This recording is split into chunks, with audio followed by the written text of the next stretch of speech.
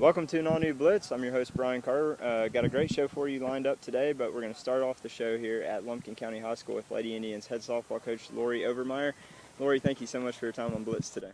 Thank you very much. Now, this is a very unique position because Jason Osborne was the head coach here last year, took the girls to an Elite Eight appearance, and then kind of left unexpectedly and kind of opened the door for you to come back. As some of you may know, it's as Lori Hall when you were coaching here before, and you were very successful and kind of had the chance to come back and take over this program. Talk about your excitement and being able to step in, another year and coach these girls. Yes, I was the head coach for the last 4 years when I was in Lumpkin County, and we went to state all 4 years, and I came back expecting the same thing. I just picked up the team where he left off, and I expect the same thing he did.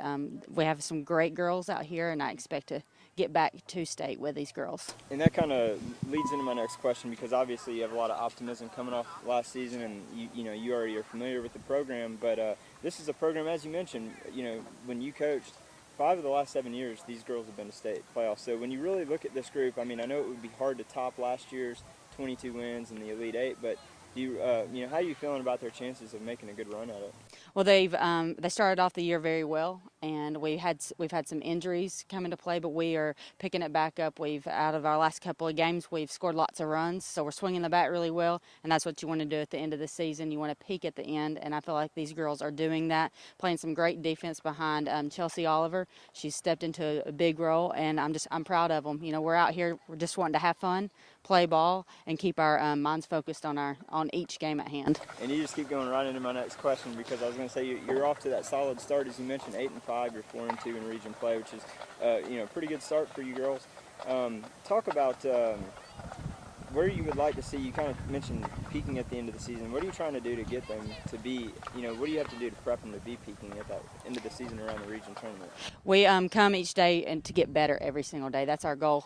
We have a goal each day. Each girl has a goal, and we try to obtain those goals every single day, and then we just build on them. Right now, we're coming out trying to play error-free ball, and we do that at practice every day.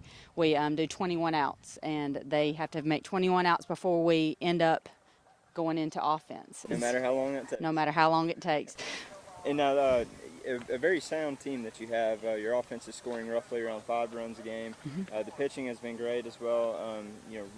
Just a pinch over 3 runs allowed per game there. So you got a really fundamentally sound team.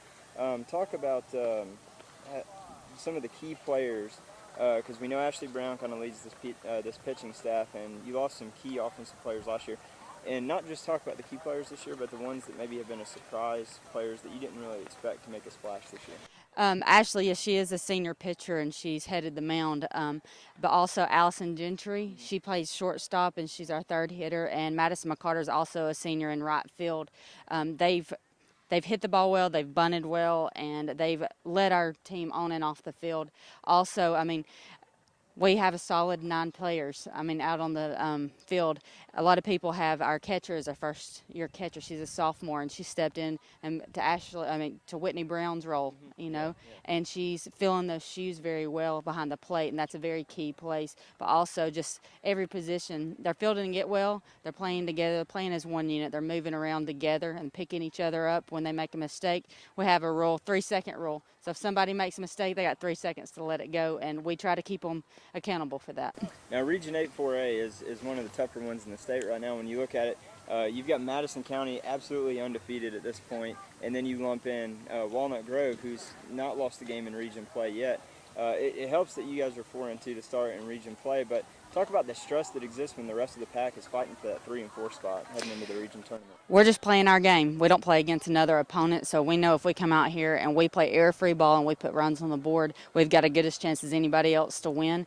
We have Monroe and Walnut Grove, our last 2 region games, and we expect to go 2-0 against them. Well, Lori, thank you so much again for your time here on Blitz. We really appreciate it. Look forward to what you do with this team the rest of the year, and we will definitely check in with you at the end of the season, have a couple more of your girls on as well. All right, thank you very much. Don't go anywhere. When we come back, we're going to feature 2 of the Lady Indians here on Blitz.